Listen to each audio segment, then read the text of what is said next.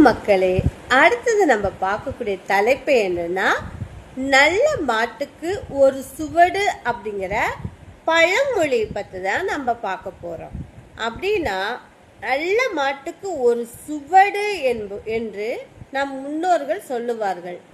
சந்தையில் மாடு வாங்குபவர்கள் மாட்டோட கால் பதிகிற தடத்தை வச்சு தான் மாடு வாங்குவாங்களாம். அதாவது அதோட கால் சுவடு வச்சு தான் அந்த மாடு நல்ல பலமாகவும் உடல் நலத்தோடவும் வலிமையாக இருக்கிறதா அப்படிங்கிறது அந்த சுவடை வச்சு கண்டுபிடிச்சு தான் மாடு வாங்குவாங்களாம்.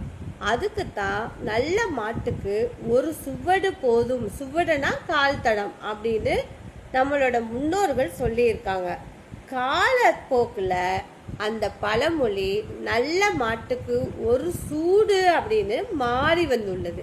இது உண்மையான விளக்கம் அப்படின்னு பார்த்தீங்கன்னா, மாட்டோட கால் சுவடை வச்சு தான் மாடு வாங்க முடியும், நல்ல மாடு அப்படிங்கிறத கணிக்க முடியும் அப்படிங்கிறத நம்ம முன்னோர்கள் சொன்னது மருவி இப்பொழுது இந்த பழமொழி சூடு அப்படிங்கிறது மாறி உள்ளது.